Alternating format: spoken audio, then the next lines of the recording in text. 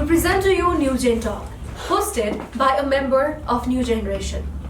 Well, this program is dedicated to inspiring the young generation, not just through the quotations and hypotheses, but through real stories shared exclusively by our guests.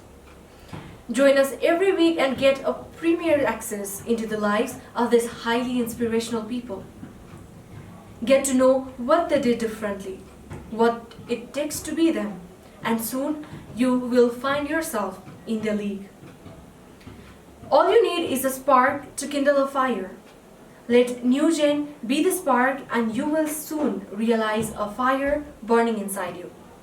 Being a management student myself, I personally believe that there could not have been a better guest to kickstart the show other than Mr. Nirvana Chaudhary himself. I would like to welcome our Mr. Nirvana Chaudhary sir right in this session. Welcome sir. Thank you Sonia, it's such a pleasure to be here, and that too in your first show. I'm absolutely delighted to be here. Thank you so much for inviting me. Thank you so much sir, and we are very happy and very overwhelmed to have you in our first session, first season of this first season as well. So I got to know that you came here after so long in Campion Academy. So how are you feeling? Well, education for us, sits in the center stage of our entire group's activities, right? It is a sector where the shareholders have never taken even a single penny out of the company. For the last 18 years, we've only gone on building the current school expansion laterally. Starting off with one school in Chandbagh today, we are absolutely delighted that CG Education has 16 schools and colleges all across the country.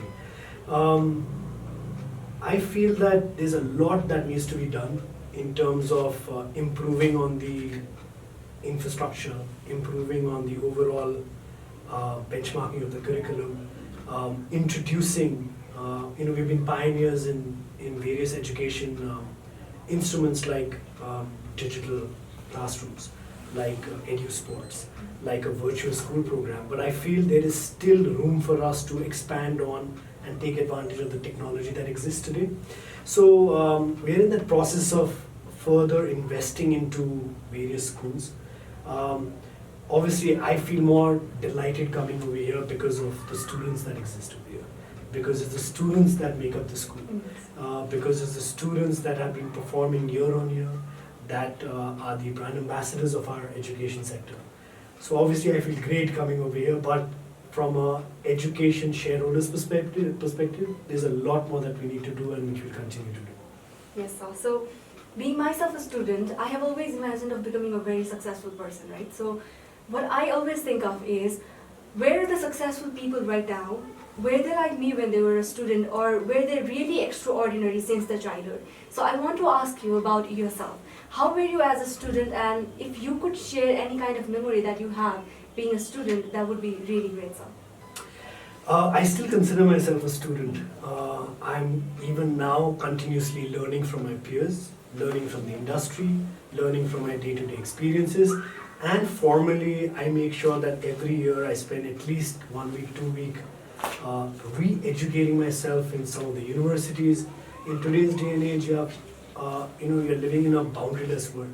So you have access to the whole plethora of knowledge that exists in the world. So you can just go online, sign up for various courses that you feel you have weaknesses in. You can sign up in various online university programs. So I continuously have a passion of doing that. So I myself, like you, are a student. But in school, when I was doing my schooling, I was never, I wouldn't call myself a topper. I was not a bad student. What I would like to say is I was more of a 70% percentile student, which I'm fine with. There was a benchmarking which we had to cross in terms of passing and graduating to the next school. But because I was able to not 100% focus on becoming a top student, I had the option of also excelling in various different things in school. I had the opportunity of excelling in music. I had the opportunity of learning different sports skills. I had an opportunity of trying out and experiencing different things, and that's the beauty about school. You get that avenue and opportunity to do that. So yes, at that time, depending on the environment you come in, depending on how your mind needs to be molded at, you need to continuously have that attitude that whatever I decide to do, whatever I choose to do, I want to be the best at it. It has to be done in a very balanced way. But school really taught me that my passion was towards creativity. My passion was towards art. But later on in life, I even realized that I could channelize that creativity into art, my passion towards creativity, into business. Today getting involved in businesses, having the opportunity to turn down businesses, having the opportunity to start new businesses, requires a very creative mindset. And I feel my passion for that has helped me to do it. So that's what sums up my upbringing in my time in school. So like you said, you were more like an art student than a business student, like you said just now. So I want to ask you that at what moment, specific moment if you have any, when did you realize that you should become a businessman instead of becoming something like a music director or anything else? Well, there was no specific moment per se. I was not an art student, but I really enjoyed art. I was an artist. I used to love music. I used to love sports. I used to play a lot of sports. I even at one time was playing squash at the national level. But I think when you're growing up in a particular environment, rather than a moment, it's a process where there are certain expectations, right? My father always told me and my brothers that, pursue your passion, but whatever you pursue in doing, make sure you're the best at it. But I think to a large degree that wasn't really applicable to me, because coming from a business family, there were certain expectations out of me that, maybe I need to help or getting involved in my father's business that he had taken to a particular level.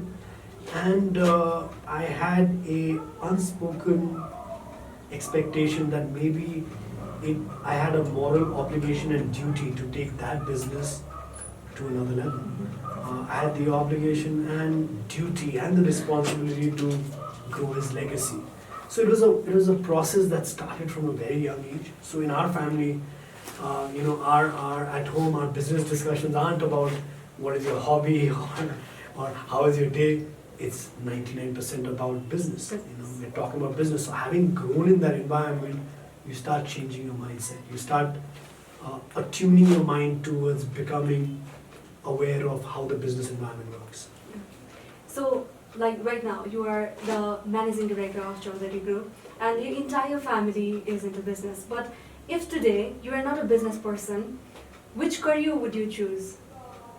Would you have an involvement? Frankly speaking, I don't consider myself a business person, right? I definitely consider myself as a aspiring entrepreneur.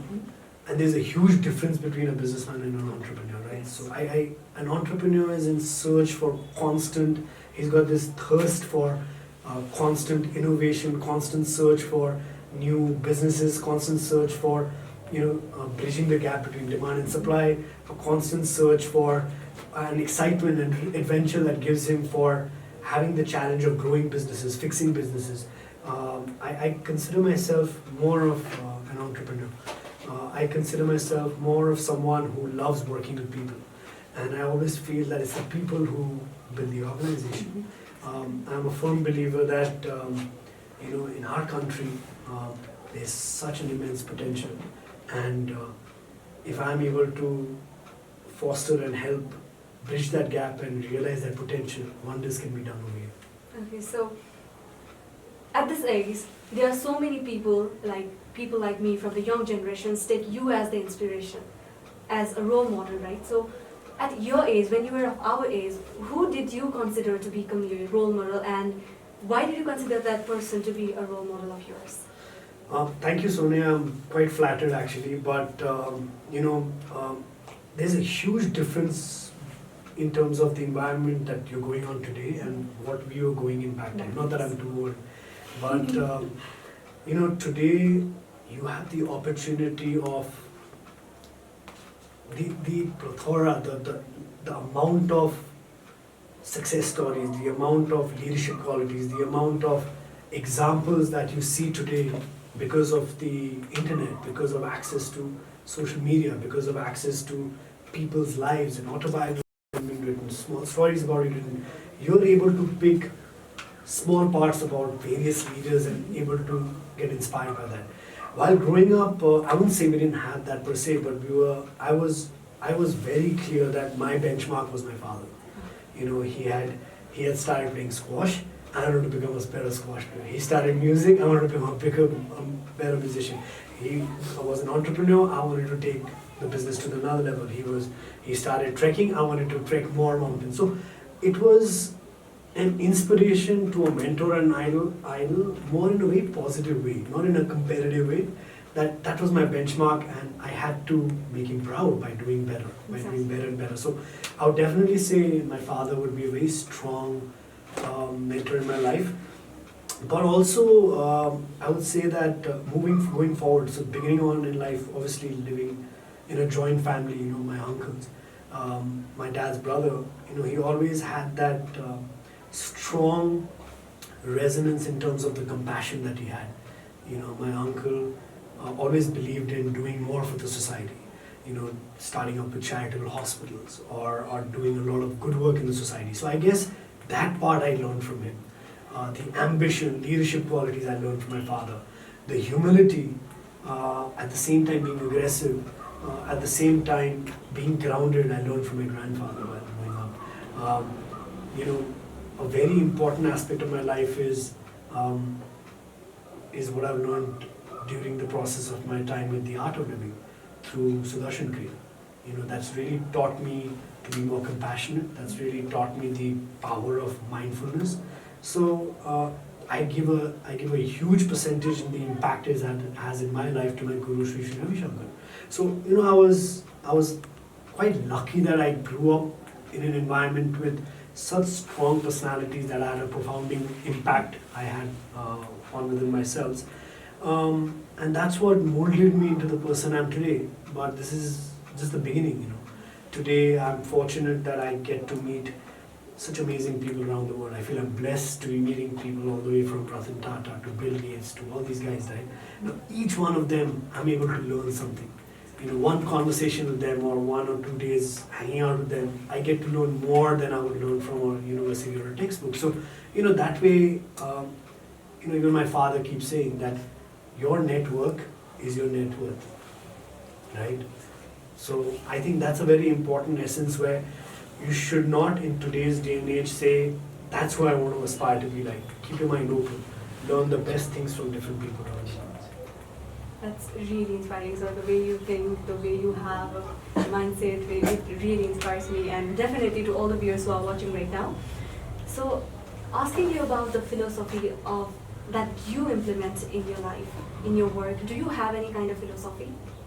Oh yeah, absolutely. I have, well, more than philosophy, I have certain rules, certain ways that I sort of have a good work-life balance. And you know, I want to give you an example of a marble in a jar. So your life is like a jar, right? Yes. It's very important what are the marbles that are going to go right at the bottom of the jar.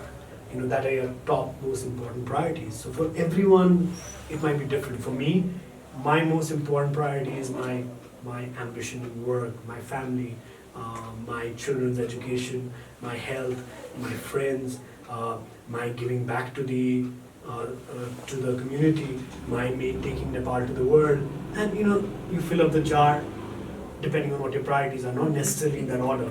Once you've been able to decide what are your priorities, then everything else around in your life is like a sand which when you pour it in the jar, they automatically go and settle down somewhere. But the most important part is identifying those marbles that are non-negotiable, that are intact, and when you're able to do that, you immediately get into managing time for that very well. When you're able to manage time for that very well, you have a good work-life balance. Exactly. That was really great. So another question I would like to ask is, you yourself said that you are a student, right? So what do you think, how is education system of Nepal helping the youngsters right now, the students right now, in the field of entrepreneurship?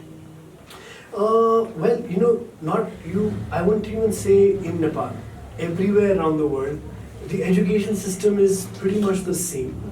You know, you have the same, if you want to go do your A levels or your SLC or your ICSE, you are still studying the fundamentals of maths or physics or chemistry, etc. So, you know, I feel what you learn in your textbooks are the platform, are the base of what you are going to aspire to be. Again, for entrepreneurship, I'm a firm believer that if you have that mindset that, okay, you're in a school, wearing the same uniform, studying the same textbook in the same environment, you know, it's preparing you to become, excelling you in that. It's preparing your mind to develop a particular mindset and an attitude to become a winner no matter what situation. You know, there's an example that in the jungles of Africa, every morning there's a gazelle, a deer that wakes up. There's also a lion that wakes up. Now, if the gazelle does not outrun the lion, it's going to get eaten up. And if the lion does not outrun a gazelle, it'll stay hungry. Point of the story is, it doesn't matter if you're a gazelle or a lion. When the sun rises, you better start running. Because in order to stay alive, you got to stay ahead. You know, you only become smart if you play against smarter opponents. So, you know, they say that, you know, life is like a grinding stone. It either wears you down or polishes you up, depending on what you are made up of. So I think education and school can be distinguished like that. Your education is what you're studying in your classrooms, which are very important fundamentally. But schooling is what molds you to becoming an entrepreneur. So another thing that I would like to ask you is, there are so many youngsters right now who are looking forward to become a business person in the future, entrepreneurs, and even in this age, there are so many students involved in commerce, marketing, and those students. So what kind of advices would you like to give to those students and those young entrepreneurs? I firstly want to say that don't get swayed on by the fact that you've heard of these few unicorn startups like Facebook, Google, etc. If Mark Zuckerberg can do it, why can't I? Yes, definitely get inspired by them. But don't do commerce because you want to be successful like Mark Zuckerberg. You know, first find out what your interest is, what your skill is. I have realized people, even in their late 30s or early 40s, who were working in a corporate, or actually started companies, and at a very later age they realize, man, this doesn't give me that sense of contentment and satisfaction and joy. You know, I'm doing my 9 to 5, I'm going there, I'm hustling, doing my stuff, but this is not what I'm built for. And then later on they pursue their passion, and they land up not only getting a sense of contentment, but they land up financially making more when they've discovered their passion. So finding that passion earlier on in your life, at the stage you are in, for example, is very, very important. But don't be in a rush. You've got time. You know, right now is the time where you have just finished a formal education. Now is the time for you to get exposure. Don't close your mind that I'm only going to do commerce, I'm only going to do maths.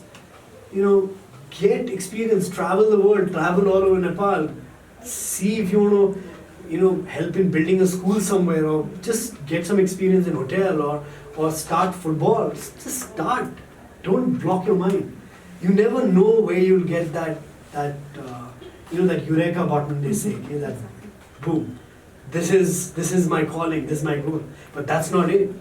You know, you might 10 years down the line say, wow, I've got a passion to, you know, start Nepal's first Super League, for example. You know, you might want to take that to the next level, but you're doing that Super League so that you're able to, you know, look at the larger picture. You're able to develop the youth of Nepal through sports. You have bigger ambitions of creating a Super League to set up an infrastructure which enables and forms a narrative for the youth, so that in 15 years down the line, you've already started creating a benchmark for Nepalis to get a medal in the Olympics. Have a larger goal. Be driven by purpose. Don't be in a haste. Yes. Don't rush. You have enough time. When you're sure, when you've got the experience, form a right team, which is the most important thing. Surround yourself with good people. They always say you are an average of the 4 people you always associate yourself with, right? Mix around with good people, set your goal, see what drives you, and boom. So keeping these things in consideration, looking at the economic and political condition of Nepal right now, do you think entrepreneurship is a good career choice for the youngsters of this age? So for entrepreneurs, this is like a mecca, wherever there is chaos, there's opportunities. If everything was right, things are all developed, you don't need an entrepreneur. Entrepreneurs always look at opportunities during chaotic times. Entrepreneurs always find opportunities when there is problems happening. Entrepreneurs, especially in our part of the world, find some of the best opportunities that's come during a political instability. I'll give you an example of our company. 20 years ago, when Sri Lankans were leaving Sri Lanka, right, during the peak of the LTT war, we went in with massive investments into Sri Lanka because we understood through an entrepreneurial gut feel the pure essence of the Sri Lankans' demand and supply consumer markets. The books can't teach you that, but exposure and a strong degree of gut feel can. That gut feel is what differentiates a businessman and an entrepreneur. Businessman will go to Sri Lanka and say, my God, there's a political risk, the market's gone down, blah, doesn't make commercial sense, forget it. An entrepreneur will say, give you an example of this guy who started Bata shoes, right? Yes. So he went into the market and he sent two sales guy. And one guy came saying, sir, no one wears shoes here, sir, forget it, there's no market over here. Other guy came jumping to him saying, sir, no one wears shoes here. Just imagine how much shoes we can sell. It's that mindset you need to have, right? So for us, for entrepreneurs, again, I had the good fortune and opportunity of coming back to Nepal in 2002. Now, we were at the peak of our insurgency war. There was an insurgency going on, civil war going on, and I was 19 and a half, 20. I got the opportunity to travel from Yechi to Mahakali, see the country, see what was existing, and I had at least 3 dozen ideas what I wanted to do. Exactly. And that's what drove me over here. Similarly, us going to Northeast, Central Asia, North Africa, where other developed companies, multinationals will not go. That's the opportunity for us. And I don't see any opportunity like I see in our own country, Nepal. And that is why 80% of our investments are all going into Nepal. So, coming back to the educational system of Nepal, when you were studying during the high school days, the education system was quite different than right now. And looking at this present era, the education system has become quite different than yours is. But what kind of differences you feel that will come in the future generation in the education system in Nepal? Unfortunately, I was sent to a boarding school when I was 6 years old, and my parents always had an aspiration of sending me to the best school in the world, if not regionally, right? So I always got that, but again, I don't see there would be much difference in the education system. You have your set in a particular ecosystem, you have the teachers, you have the textbook, you have a curriculum, you have your physical infrastructure of classrooms, you have your boarding school, and every student in that school is the same uniform, same food, same level, and that's how you're competing. I don't think that has changed, and I don't think that should ever change. What is changing is the medium of how education is being taught. Today we are seeing more and more of online classes, which we never knew was going to happen. Like last 1 year, I think majority of the students and classes were doing online. Life was still going on. Yes. You were still learning. In fact, I think a lot of people had that comfort level that, wow, I'm able to get into a hybrid model now of not physically having to do that, but having the luxury of doing online at the same time, spending more time on exploring and learning myself. I feel like us at CG Education, we started digital classrooms 10 years ago when people hadn't even heard of digital classrooms. We started EduSports 10 years ago when people didn't even know how you could combine sports with education and bring out leaders. We started programs like V-Star, which talks about developing overall good leader through virtuous characters. I think going forward, the entire essence of a physical teacher to a student emotion and bonding should not change, although that's going to evolve. I feel that needs to be there. But again, I was speaking to a friend of mine where he's part of this company where there are no teachers. Oh. where there's students and there's a AI robot there. Again, that AI robot is able to, through analytics, determine what are the strengths and weaknesses of every student. So for example, you might be a math student, but you might be weak in geometry or good in XYZ. So the AI using analytics knows that Sonia is weak in algorithms. So then they will curate a program to strengthen that. So we also have to use AI analytics and technology for uplifting the overall skill and progress of a student. That's where we need to make it as an enabler, but we cannot make it as something we'll rely on. So you just talk about the condition of the corona due to which we had to go through the online classes during the corona time.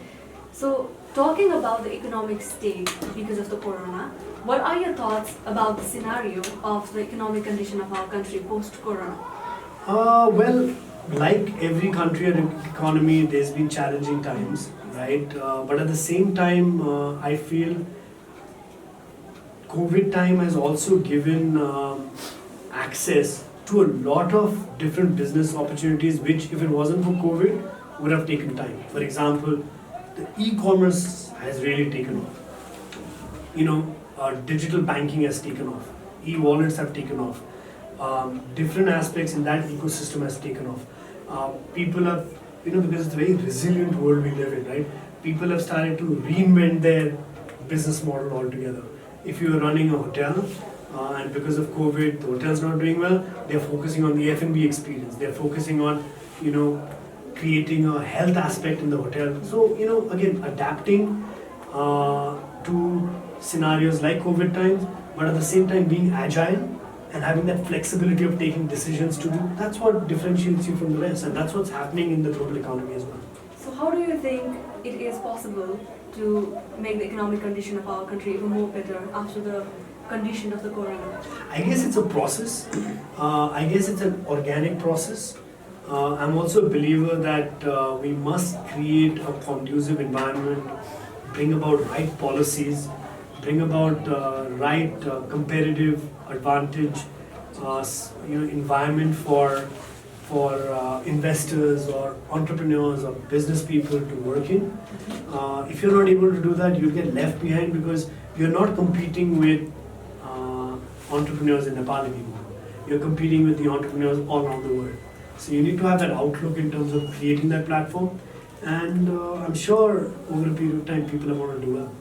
So we are almost done with the question, but before ending this, I actually wanted to ask you one question. I have seen a lot of times that you have been posting one quote of yourself, small guy from small country with big dreams. Would you like to elaborate it a little bit more? Sure, actually that's a quote of my father. Okay.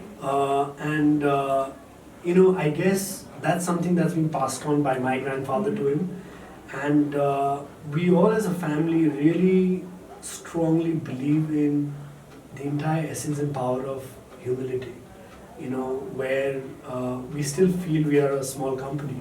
We still feel that we have so much more to do, not only in terms of commercial ventures, but in terms of giving back to the country. So I guess that came from his humility side, where he still considered himself a small man, from a small country in respect to the world, but taking Nepal to the world. So if giants like Nestle and Dabur and Unilever can come to Nepal, why can't a Nepali company go outside? So we're driven by that energy and that zeal. That's what that's about.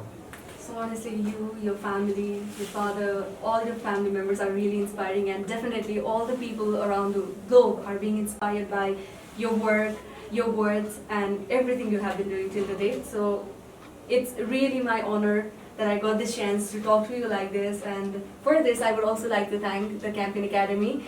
And once again, sir, thank you very much for being here despite your busy schedule. Thank you so much, Sonia, for having me here. I wish you all the best, as well as all the faculty, students, and everyone in the Campion Academy as well. Times are difficult, but in times like this is how diamonds are created. In times like this is what, through resilience, through conviction, is what defines the human being that you become after this. So stay strong, stay safe, and thank you so much for having me in your show. Thank you, sir. So, this was the first episode of first season of NewGen Talk. And even in the future, we will be coming out with new videos. Till then, please like, share and subscribe and keep supporting us.